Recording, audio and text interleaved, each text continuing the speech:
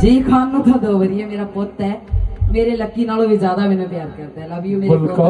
साडियां video बहुत viral होंदियां ने मेरियां ते जी खान दियां। सो मैं दस दियां कि मेरा भतीजा है जी खान, और बहुत शरारती भी है और बहुत ही प्यारा है।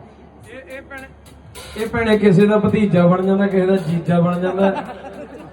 पर नहीं, मेरा तो सच्ची मुच्ची का भतीजा मेरा बनिया ਭਤੀਜੇ ਵਾਲਾ ਕੰਮ ਠੀਕ ਹੈ, ਜਿਹੜਾ ਤੂੰ ਜੀਜੇ ਵਾਲਾ ਕਿਹਾ ਬੜਾ ਸਵਾਦ ਆਇਆ। ਹਾਏ ਹਾਏ ਹਾਏ, ਇਹ ਸਵਾਦ ਬੜੀ ਮਾੜੀ ਚੀਜ਼ ਹੈ, ਕੱਟ ਲਿਆ ਕਰ। नहीं नहीं, मेरा तो रियल भतीजा है।